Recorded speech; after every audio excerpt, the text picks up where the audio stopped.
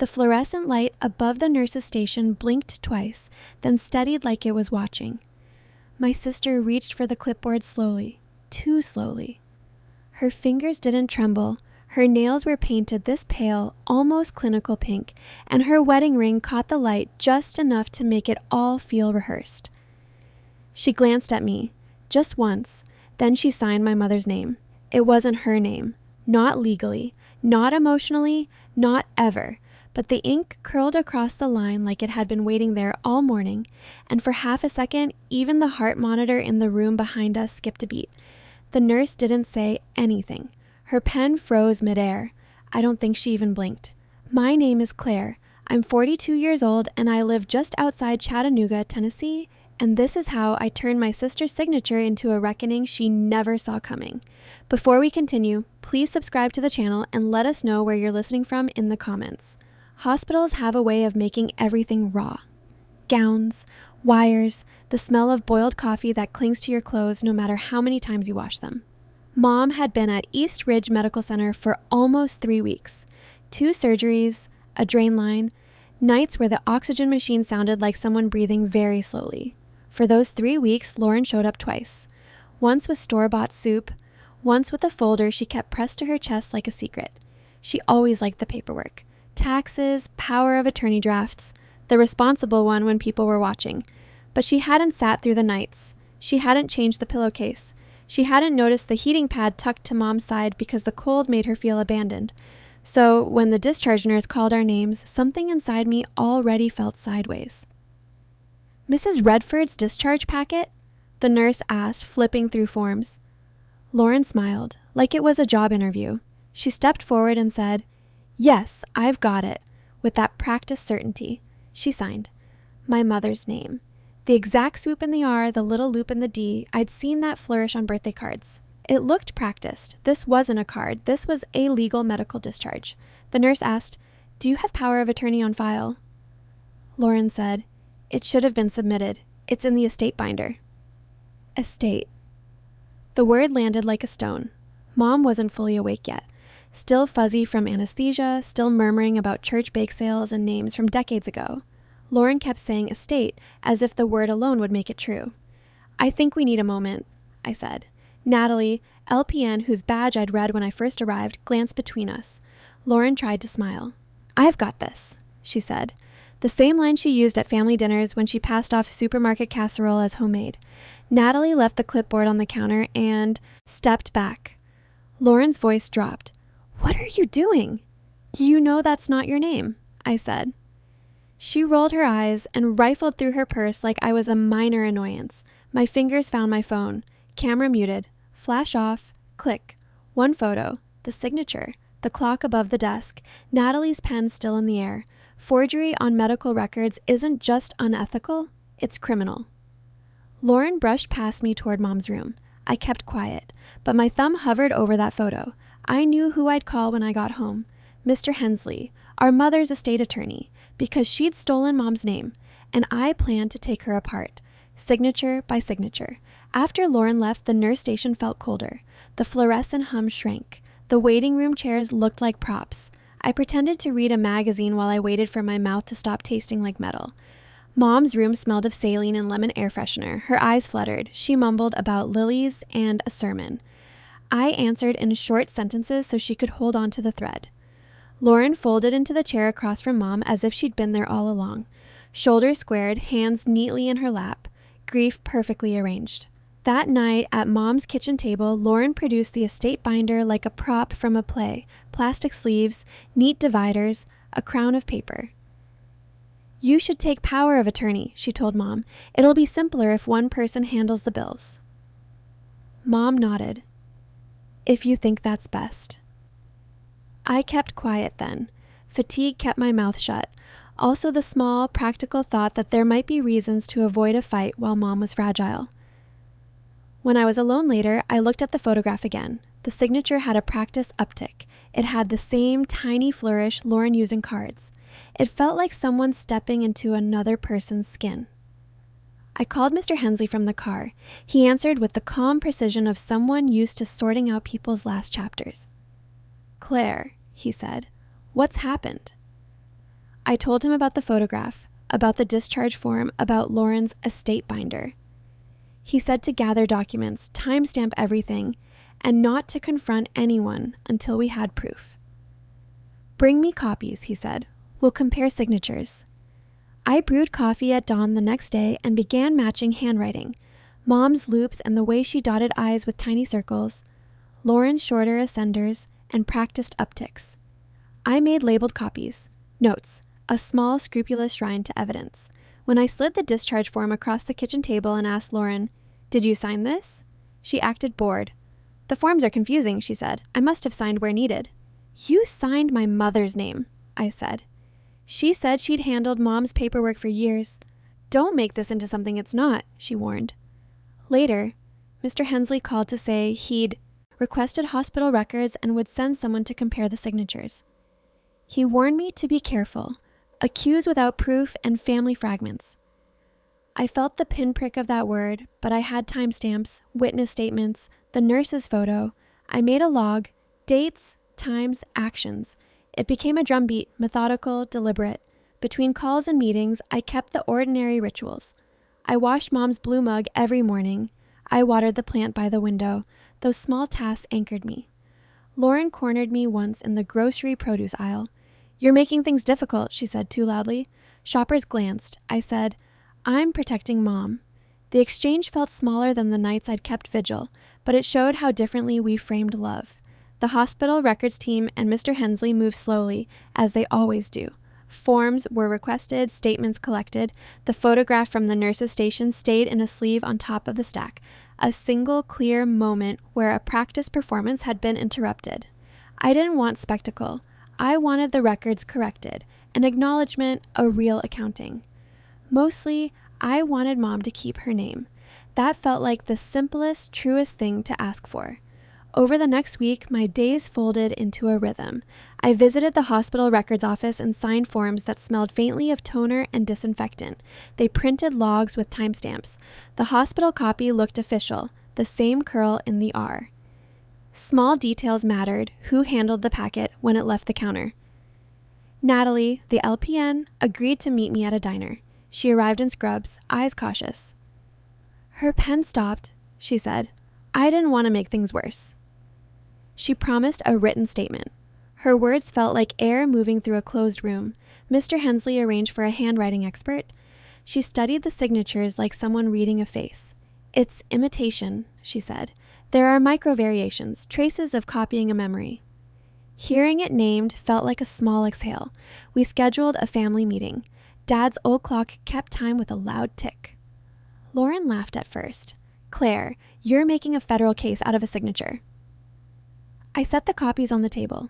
"Did you file power of attorney or not?" I asked. Her husband reached across to smooth the surface. The conversation split into sharp pieces. Mom's fingers tightened on her napkin. Mr. Hensley warned me to be careful. Accused without proof and family fragments. I felt the sting of that word, but I had timestamps, witness statements, the nurse's photo. I made a log, dates, times, actions. It became a drumbeat, methodical, deliberate. Between calls and meetings, I kept the ordinary rituals. I washed Mom's blue mug every morning. I watered the plant by the window. Those small tasks anchored me. Lauren cornered me once in the grocery produce aisle. "You're making things difficult," she said too loudly. Shoppers glanced. I said, "I'm protecting Mom." The exchange felt smaller than the nights I'd kept vigil, but it showed how differently we framed love. The hospital records team and Mr. Hensley moved slowly, as they always do. Forms were requested, statements collected.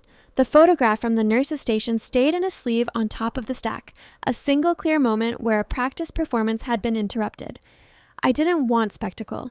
I wanted the records corrected, an acknowledgement, a real accounting. Mostly, I wanted Mom to keep her name. That felt like the simplest, truest thing to ask for. Nights were the hardest. When the house fell quiet, the image of that pen suspended in the air replayed on a loop. I would lie awake cataloging the small kindnesses I'd given Mom. The way I smoothed her hair, the time I carried her to the car when her knees wouldn't cooperate, the silent trips to the pharmacy at midnight. These were not grand gestures. They were patient, granular, ordinary. But they mattered. They were part of the ledger of a life. I began preparing a clear packet for Mr. Hensley, copies, timestamps, a written statement from Natalie, the expert's notes. I indexed everything, labeled each page with neat handwriting like a clerk at the courthouse. The act of organizing felt like prayer. There were private, weird moments of anger that surprised me. I caught myself cataloging Lauren's household, the way she always fixed the same dish, how she arranged her bookshelf more for appearances than for actual reading. It was petty and human to notice these things, but beneath those small irritations was a steelier feeling: betrayal. Not of an argument, but of a role. Names carry authority. To sign someone else's name is to try to own the life that name represents. I told myself to move with clarity. I would not humiliate her in front of Mom. I would not manufacture drama for neighbors or church. I would be surgical, patient. The law is slow but precise. That steadiness suited me. It had to suit me. When the hospital finally responded with their own internal review, they confirmed some of the chain of custody concerns. Protocols hadn't been followed completely. The records office apologized in a letter that read like a public relations statement.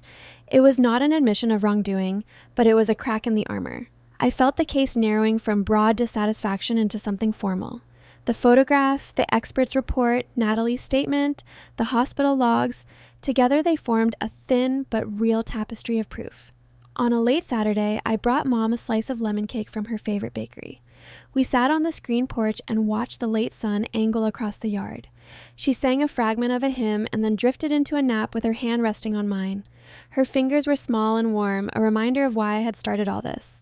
I didn't yet know how this would end.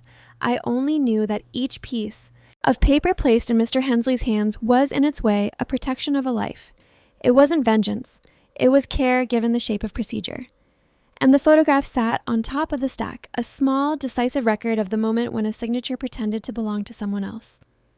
It was where the whole thing began: the suspended pen, the nurse who wouldn't speak, the ink that pretended to be my mother. She used to sign my homework when I was in the 4th grade. That's how I recognized it. The loop in the R, the clean finish on the D. My mother's signature was tidy, practiced, like the kind of woman who used cloth napkins for breakfast and didn't leave the house without Aquanet and lipstick. Lauren could mimic the motion, but not the meaning, not the care behind it. I sat in the passenger seat of her Lexus that afternoon, the discharge packet still warm in my hands, and watched her pretend like she hadn't just rewritten family history in a hospital hallway.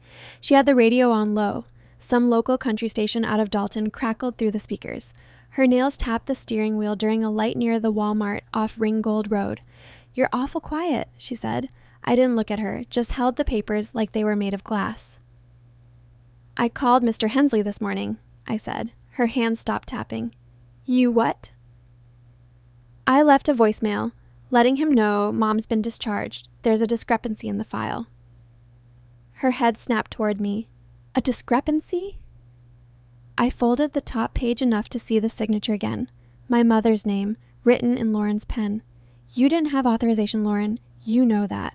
She laughed, hollow.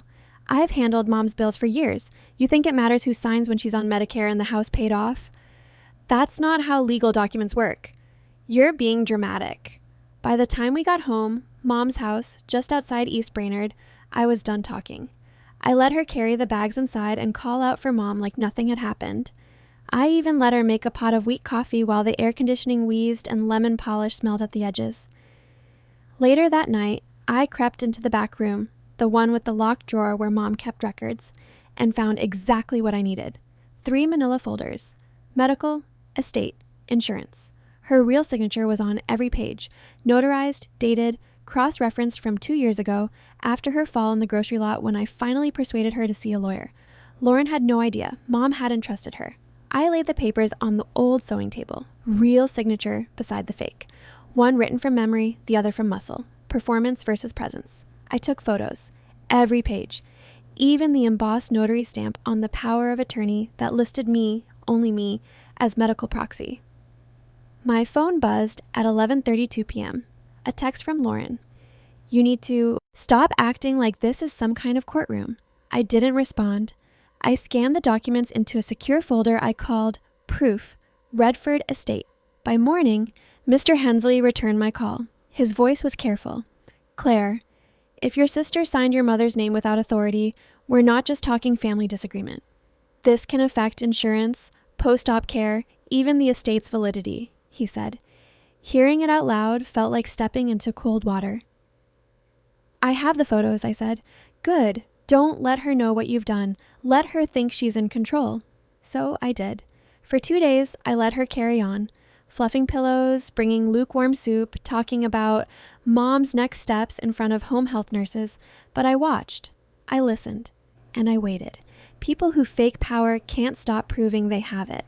On Friday, she brought a new folder labeled Post-Care Directives. No notarization, just a Word doc with bullet points she'd downloaded. This is what Mom and I discussed, she said, sliding it across the table like a dealer.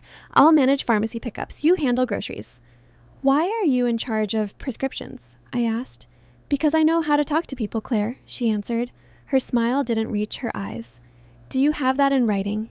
She blinked. She said it to me. That's enough. I held the fake sheet to the light. You misspelled Medicaid 3 times. She snatched it back. You think this is a joke? No, I said, standing. But you proved my point. I walked out into the Tennessee heat and straight to the hospital's patient advocacy office. Monique sat behind the desk with laminated pamphlets and a dented water cooler sign. Her badge read Patient Advocate. She listened without judgment. I showed the photograph on my phone. Her brows knit. Do you have the power of attorney documents? Yes, copies. Monique pulled up Mom's file. The discharge form listed Lauren Redford, relative, as signer, but prior documentation showed a power of attorney. She printed the file and slid it over. We can place a hold on actions until counsel reviews this. You'll need to fill out a statement. I wrote it in short sentences. Time, date, the nurse's reaction, the photo, the notarized power of attorney listing me. Monique typed and promised discretion. She'd forward everything to legal and records. I left with a copy of my statement and a new kind of momentum. A record now said this had been questioned. Back home, Lauren flipped through mail and narrowed her eyes when she saw me. That long? She asked. Handled something, I said. Hospital emails arrived like precise little missiles. Requests for statements, an investigator's name, scheduled handwriting comparison. Lauren started to look rattled. Her rehearsed lines, "We just want what's best for Mom," became brittle. Her calls shortened, her texts grew clipped, yet she still performed care, folding washcloths with ceremony so visitors would notice. Mr. Hensley called with cautious optimism. The handwriting expert's preliminary note suggested imitation. The hospital flagged the signature. It wasn't a verdict, just steps, but it felt like progress. I understood the cost. Families fracture slowly. Accusations that mean legal trouble are corrosive. At church, the rumor slipped into conversation. By coffee hour, someone had asked if there was trouble with the estate. Neighbors whispered. Lauren navigated it like a trained sailor. Smiles, thanks, a look to me across the hymnals that said, "Be careful." Inside, I balanced proof and patience, love and law. Push too hard and everything cracks. Wait too long and damage might be permanent. Mr. Hensley suggested mediation if the hospital's review favored us. Let the facts speak. Use the process to avoid spectacle,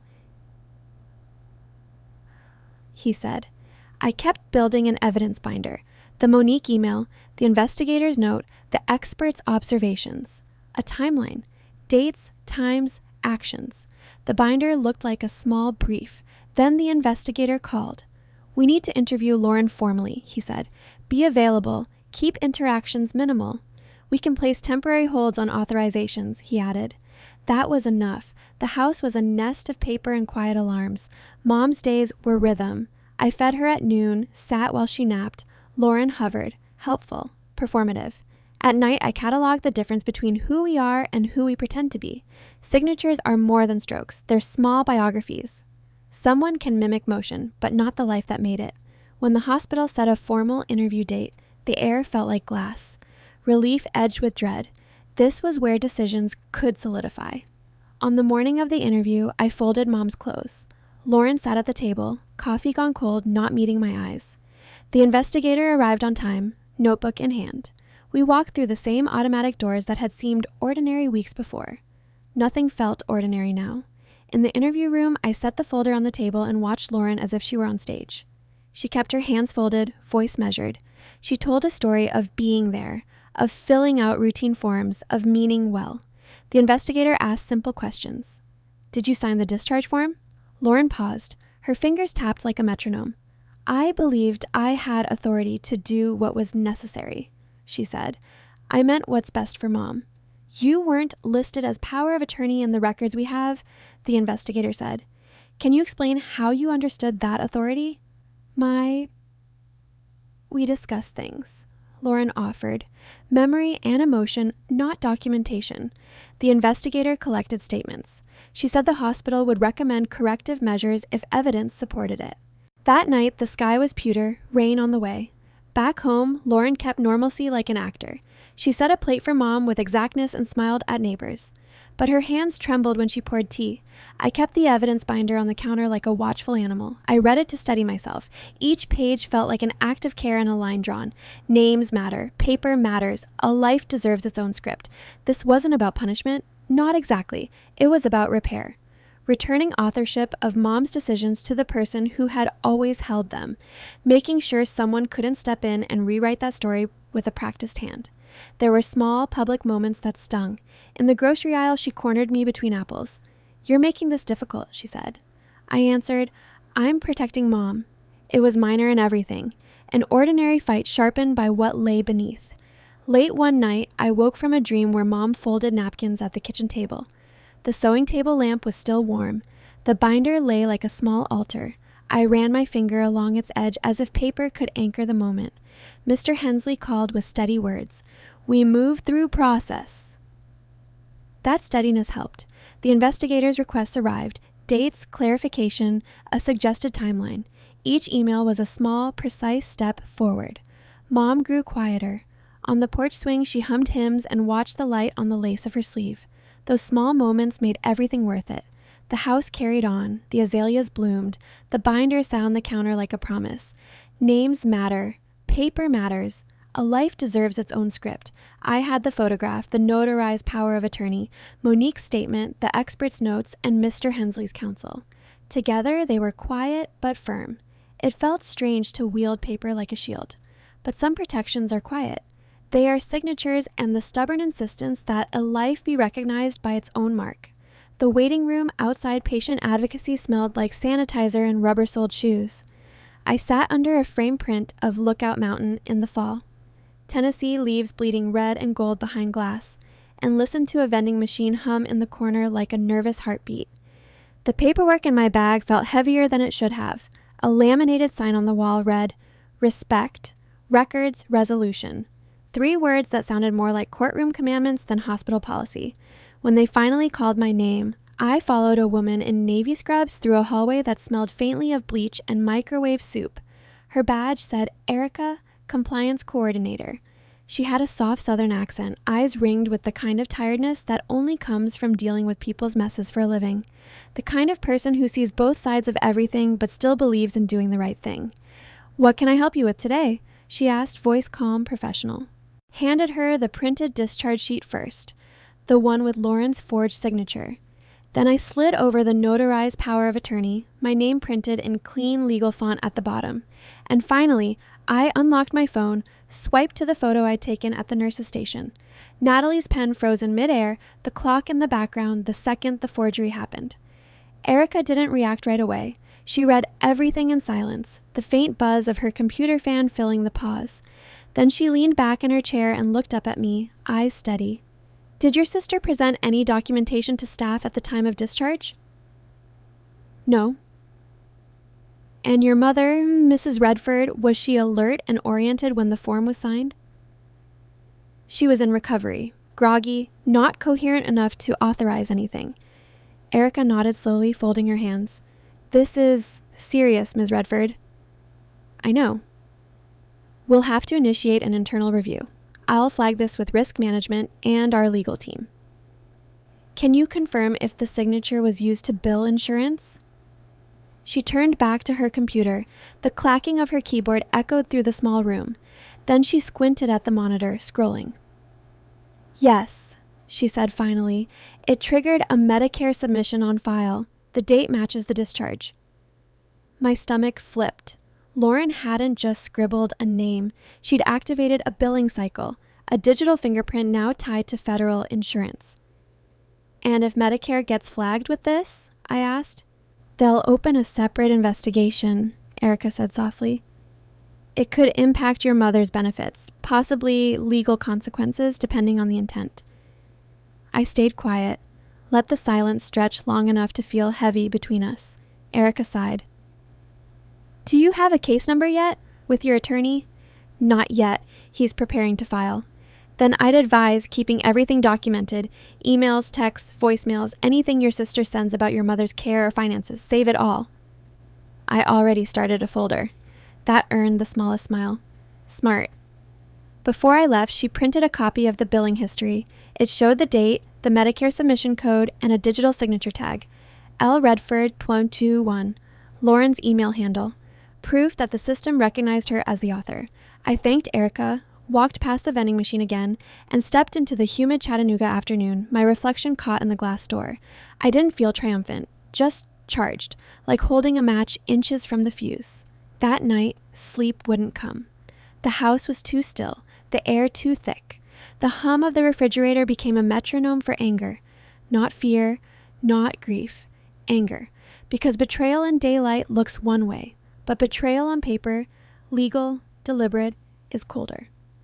I sat at the kitchen table scrolling through old messages, old group chats where Lauren had rewritten family truth line by line. Thanksgiving last year. Lauren. Mom said she'd rather stay with me this year. Less stress. Me. She told me she missed the dressing I make. Lauren. You know how she forgets things sometimes. After Mom's knee surgery. Lauren. Claire's just overwhelmed. That's why I handle the medical stuff. Me. I never said that. Lauren. Well, you acted like it. It wasn't just lies. It was storytelling. Her kind of authorship. Repetition until memory bent around her version, and I had let it happen. That night, I decided I was done letting her write our narrative. I searched the hospital directory until I found Natalie's email address. My fingers hovered over the keyboard before typing. Subject, follow-up on discharge. Mrs. Redford. Natalie, we spoke on Tuesday during my mother's discharge. Mrs. Redford, East Ridge. I am following up regarding the signature on the release forms. I have reason to believe the signature was not legally authorized, and the issue is now under compliance review. If you're able to confirm your observations from that day or note your reaction at the time, it would be appreciated. Thank you for your professionalism, Claire Redford. I didn't expect a reply soon, but at 7:12 the next morning, my phone buzzed with a new message from Natalie S., LPN, subject re, follow up on discharge. Mrs. Redford, Claire. Yes, I do remember the moment in question. I recall hesitation during the signature process and believed at the time that it may not have been signed by the patient herself. Let me know if further support is needed. Best, Natalie S., LPN. I stared at the email for a full minute. It was calm, professional, but it was validation. Someone else had seen it too. I forwarded it to Mr. Hensley before finishing my coffee. At 8:03 a.m., Lauren texted. Lauren, we need to talk. You've made this very complicated. I didn't answer because I was already on the phone with the hospital's risk management office filing a formal inquiry. I attached Erica's documentation, Natalie's statement, and every time-stamped photo. By noon, Mr. Hensley had looped in our mother's estate co-counsel. By 2 p.m., risk management sent confirmation. Review initiated, billing and documentation temporarily frozen pending verification. And by the time the sun dropped behind Missionary Ridge, I knew the fuse had officially been lit. The quiet paper chase had become a legal avalanche. I didn't need to confront Lauren directly. Not yet. People like her only feel panic when the world stops responding the way it used to, when control starts slipping through their fingers like water. So I let her feel it. Let her wonder why the pharmacy denied her refill until authorization is verified. Let her field the calls from insurance adjusters asking for clarification she couldn't provide. Let her hear the silence when her certainty met bureaucracy. Because the thing about forged power, like counterfeit love, is that once the ink dries, it starts to betray itself. And I'd made sure every single mark of hers would lead straight back to the truth. She smiles like a woman who believes a smile is a shield. That's what I remember most from the week I set the trap. Not the evidence folders, not the emails, not the way my stomach tightened when the audit line went live. Her smile. The Saturday I invited the family over, the house smelled like lemon oil and old Sunday roast. My mother sat in her recliner, a knitted blanket over her knees, the same kind she'd made for every grandchild when they were born. The hum of the oxygen concentrator filled the pauses in conversation, soft and rhythmic, like an old clock counting down. Lauren hovered nearby, hands full of takeout containers, moving too quickly, too brightly. She was performing. She always performed best with an audience. You two should sit together, she said, her voice syrupy and controlled, like a hostess and a judge rolled into one. Claire, why don't you make sure Mom has her water? I'll set the plates. Mom blinked slowly, her eyes following Lauren's hands. I like Claire sitting by me, she said, her voice small but firm. Lauren's smile didn't break, but it tightened. The corners held like stretched tape. Of course, Mom. I didn't fight her. I let the small things happen. Let her pour the tea, fuss with the plates, fold napkins as if her perfection could erase the week before. The plan was never to expose her with a dramatic speech or some shouting match that would make Mom cry. The plan was to let her reveal herself, to let her act like she was in control while the institution she'd manipulated quietly took that control away. Before the family arrived, I had made one more call, to Erica in compliance. Her voice had been steady on the line, warm and efficient. I can be there between 2 and 3, she said. I'll bring someone from Risk with me. We won't make a scene. We'll just need a few moments with you and your sister. Perfect. The knock came at 2:47. Erica stepped in wearing the same navy scrubs, her hair pulled back, her movements calm and deliberate. Behind her was a woman in a blazer with a clipboard. Risk management. She looked like the kind of person who'd spent her life documenting other people's damage. I introduced them casually. Mom, this is Erica from the hospital. She just wanted to check on your follow-up care. Mom smiled weakly. That's kind of you, dear. Lauren perked up, instantly slipping into her best caretaker persona. Oh, that's perfect timing. I've already set up a schedule for her meds and appointments. She gestured to a neat stack of papers beside her. I'm managing all the pharmacy pickups, and I paid next month's copay already, just to keep things simple. Erica nodded politely, eyes soft but sharp. May we see a copy of the payment details, Ms. Redford? Lauren's hand went to her purse automatically, a reflex. Of course. She fished out a crumpled receipt and smoothed it on the table with manicured fingers. Her smile stayed, but the edges trembled. The risk officer glanced down, scanned the printout, and made a notation on her clipboard. Then Erica set her tablet on the coffee table. The screen reflected the overhead light like water. We've completed the internal audit of Mrs. Redford's discharge paperwork, she said quietly. Lauren's face shifted. Barely, but enough for me to see the crack. Erica continued. There are some inconsistencies we need to clarify. For instance, the signature we have on record is digitally linked to an account under the handle Ella Redford 2221. Lauren's hands clenched around the paper. That's my email, she said quickly. I manage the family's email correspondence. Erica's tone stayed even. The discharge form was signed while Mrs. Redford was in post-operative recovery and not oriented. We also have a statement from the attending nurse, Natalie, who observed hesitation during the signing. Lauren's eyes darted to me. She thought the signature was valid at the time. Erica interrupted gently. But now that we've reviewed the records, we need to verify who has legal authority for medical decisions. I reached forward and opened the manila folder that had been waiting on the coffee table. The sound of the class breaking the silence felt almost ceremonial. Here, I said, sliding the document toward them. Power of attorney, notarized, dated 2 years ago.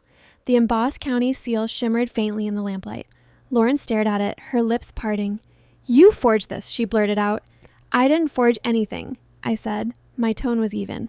This is my name, notarized by the county clerk. You've seen this before, Lauren. You had copies. You just ignored them. Her voice cracked. I paid her bills. I handled things you didn't want to. You paid some bills, I said. That doesn't make you her legal proxy. Her shoulders sagged.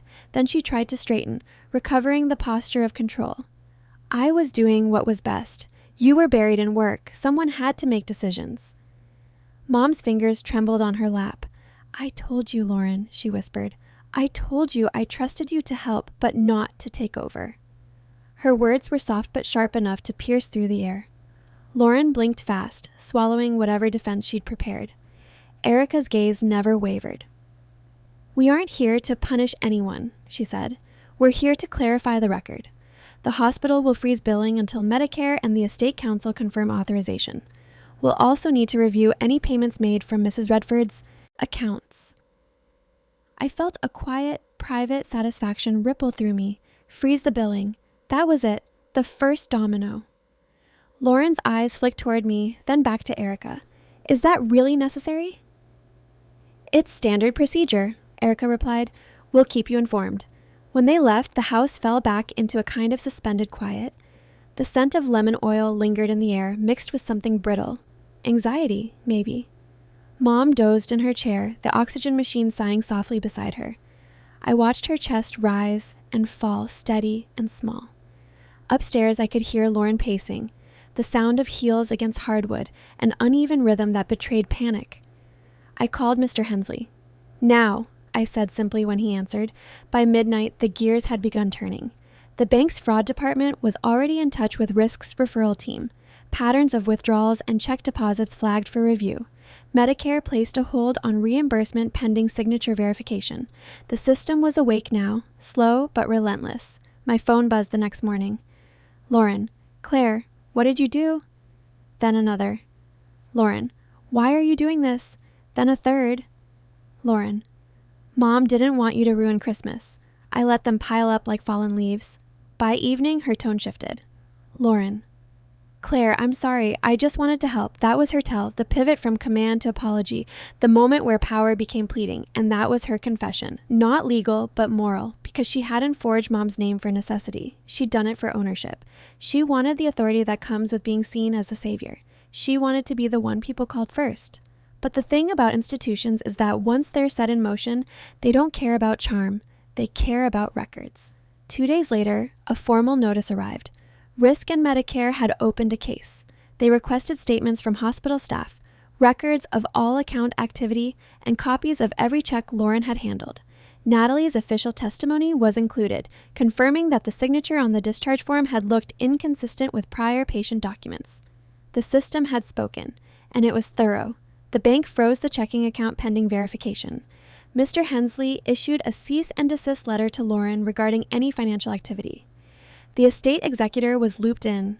I watched Lauren unravel in real time. She texted photos of casseroles she never cooked. She sent cheerful group messages about getting Mom out to the garden soon. She even called the church to ask for a prayer chain, as if goodwill could reverse paperwork. But people talk. At a neighborhood luncheon, she made her fatal mistake. Mrs. Hammond, our mother's former neighbor, sharp as vinegar and twice as nosy, sat beside her. Lauren leaned close, voice sugar-coated and loud enough to carry. "You know, Claire's always been controlling. She acts like she's the only one who can make decisions. I've been the one doing the heavy lifting." Mrs. Hammond sipped her tea, eyes never leaving Lauren's face. Lauren went on, unable to stop herself. "I've been cashing checks, paying the pharmacy, handling everything while Claire plays detective." "You've been cashing checks?" Mrs. Hammond repeated, her voice calm but laced with disbelief. "Yes," Lauren said, too loudly now, mistaking attention for approval. 2 days later, photocopies of endorsed checks, her signature in confident loops, landed in the audit file. The amounts escalated with each page. Some matched insurance-covered charges. Others were dated right after Mom's discharge. When Erica called me, her tone was clinical, almost kind. "Sometimes the truth reveals itself quietly," she said. "The documents do most of the work." I thanked her. Because she was right. This wasn't a revenge fantasy. It was paperwork doing what emotion couldn't. I didn't celebrate her fall. I didn't gloat. I just let the record restore itself. But there was still a part of me that mourned her, the sister she might have been if she hadn't needed power to feel seen. One evening, I found her sitting at the kitchen table surrounded by receipts and tissues, her mascara smudged, hands shaking. "I didn't know what else to do," she said, eyes wet. "I thought if I kept control, no one would see how much I was losing it." I sat across from her, the lamp between us humming faintly. "You didn't lose control," I said quietly. "You just tried to steal it." Her breath hitched. "I thought maybe if I fixed everything, people would stop thinking I'm selfish." I shook my head. "You weren't fixing things, you were rewriting them." For the first time in years, she didn't argue. She just cried. And I realized in that moment that this was never about money or signatures. It was about recognition, the kind she'd been chasing her whole life. I stood, pressing my hand flat on the folder between us. "I didn't ruin you, Lauren," I said softly. "I just stopped protecting you from the truth." By the end of that week, the accounts were frozen. The estate placed under temporary hold. Medicare had halted reimbursements pending final verification. The world didn't collapse. It just adjusted. And Lauren's smile, that glossy practiced armor she'd worn for so long, finally cracked and fell away. The courthouse mail arrived in a thick manila envelope. Not dramatic, not even marked urgent, just a soft, almost apologetic thud on the front porch that morning as I was hauling the recycling bin back up the driveway. Inside, a copy of the formal estate freeze pending investigation. Signature blocks from both the probate judge and the county attorney. A neat, bureaucratic sentence at the bottom confirming that Medicare's compliance unit had opened a parallel inquiry into the discharge paperwork. The envelope felt warm from the morning sun. I set it on the kitchen table, next to the folded newspaper and a half-empty mug of cold coffee. Beneath it sat my mother's breakfast tray. Cold oatmeal, one slice of toast, corners curling, a glass of orange juice with condensation sliding down the rim. Her appetite had dwindled lately. Some mornings she picked at the fruit and said she'd already eaten, but that day she was sharper. Her eyes followed every motion, me opening the mail, the envelope slicing open, the papers sliding free. She looked at me across the kitchen. "Did you do something?" she asked. Her tone wasn't accusatory. It was cautious, curious, like a woman asking about a storm she'd already felt in her bones. I sat beside her and took her hand carefully, mindful of the small bruise blooming beneath her skin from last week's IV. Her hand felt lighter than it used to, the bones delicate as paper beneath my fingers. "I didn't lie," I said. "That's what I did." She didn't smile. She didn't scold me. She just nodded once, slow, deliberate, and that was enough. Later that afternoon, I drove to the hospital again. But this time, I wasn't going as a daughter or caretaker. I was going as a witness. The East Ridge parking lot shimmered in the late summer heat. A red maple tree by the entrance rattled faintly in the breeze. When I walked through the automatic doors, the antiseptic smell hit me like memory. That particular hospital scent, bleach and plastic gloves and reheated coffee, felt like the backdrop of the last 3 months of my life. Erica met me at the front desk. She was reviewing a file on a tablet, glasses perched low on her nose. Next to her, Natalie was finishing up a patient chart. When she looked up and recognized me, her expression softened. There was something in her eyes that hadn't been there before, the kind of empathy people reserve for those who did the hard thing no one else wanted to do. "I appreciate your help," I said. Natalie handed me a small white envelope. Inside was a signed and sealed copy of her statement. She had written everything exactly as it happened, the hesitation, the pause, the feeling that something wasn't right. "You're not the first," she said quietly, her voice low enough to stay between us. "But you're the first I've seen follow through." I folded the paper carefully and slid it into my folder. "Thank you," I said. From there, everything unfolded like a slow-motion domino fall, quiet, procedural, relentless. The forged signature triggered an internal memo that rippled through the hospital's billing department. Every account tied to my mother was flagged for additional verification. Lauren's access credentials, somehow created during a prior appointment, were revoked immediately. Then came the financial review. The bank called twice that week, polite, but probing. They asked about withdrawal patterns, account access, timestamps. They compared transaction records with the hospital discharge logs. One withdrawal made the morning after discharge match the timestamp of what Lauren had claimed was a pharmacy run. But there was no matching receipt, no medication pickup, just a debit line from a beauty supply store 2 counties over. It wasn't grand theft, it wasn't cinematic, but it was enough. Enough to show intent. Enough to show that her access had crossed the line from helpful to harmful. That Friday evening, as the sun slid low and pink over the ridge, Mr. Hensley called. I was sitting on the porch, wrapped in a blanket, the air cool and damp with the smell of cut grass. "She's agreed to sign a statement relinquishing her control over the estate," he said. I closed my eyes, the relief hitting like a quiet tide. "She didn't contest it?" She tried, he said. Briefly, but once we showed her the documentation, the signature logs, the Medicare inquiry, she realized it was over. He paused, letting the silence settle. And Claire, he said finally, the estate is safe. Your mother's benefits are protected. You did this right. That night, Lauren came by one last time. She didn't ring the bell, just let herself in like she used to, as if habit could erase consequence. The door creaked, and there she was, standing in the doorway in jeans and a cardigan that hung wrong on her, too small or too tired. Her hair was unbrushed, her eyes were swollen. "Mom's asleep," I said from the couch, not rising.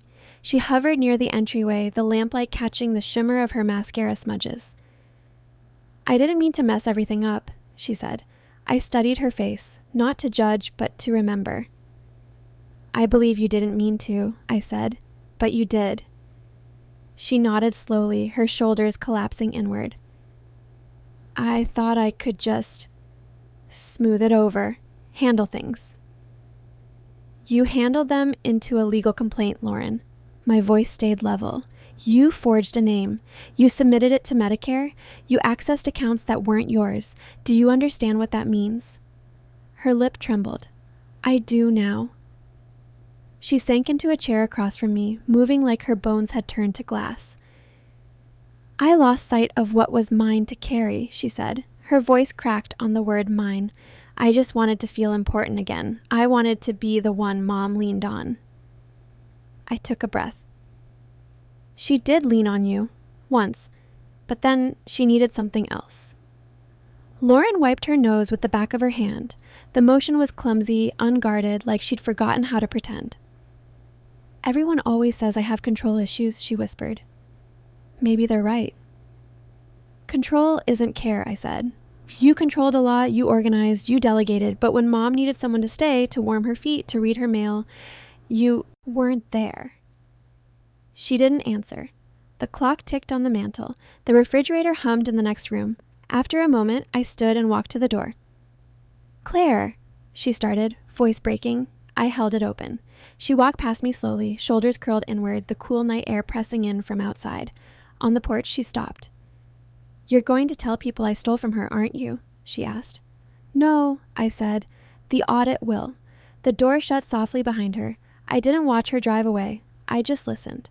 The gravel under her tires faded into the distance until there was only the low hum of crickets and the soft rhythm of my mother's oxygen machine down the hall. In the weeks that followed, the estate review finalized. The audit cleared my mother's accounts. The discharge form was officially voided, replaced with the correct authorization, mine. A memo went out internally at East Ridge reinforcing signature verification for families with POA discrepancies. A quiet legacy, written in hospital policy. Life settled, slowly, carefully. And one crisp morning in late September, I found myself back where it all began, standing in the same corridor at East Ridge Medical. The lights flickered once, then steadied. The nurse's station was quieter this time, the hum of machines steady but not sharp. Natalie looked up when she saw me. She smiled. "Everything resolved?" she asked. I nodded. "Everything's in order now." She handed me a clipboard, routine follow-up paperwork. The same type of form that had started it all. I reached into my purse and pulled out a folded document, the one Erica had helped process, a formal clarification of authority embossed with the county seal. I signed the line with a calm hand. The pen glided smoothly, the letters clean and certain. This time the name on the paper was mine, not stolen, not borrowed, mine. The ink dried fast like it was meant to stay. I handed the clipboard back, thanked Natalie, and walked out into the Tennessee sun. The air smelled faintly of rain and honeysuckle. Mom was waiting for me at home, sitting by the window, blanket tucked around her legs. She looked up as I came in, her eyes warm and sure. Everything in the house felt still again, honest. Sometimes closure doesn't come with applause. It comes with paperwork filed correctly, with names restored to where they belong, with peace returned in small, ordinary ways. If you were in my shoes, what would you have done? Let me know in the comments. And don't forget to subscribe for more stories like this.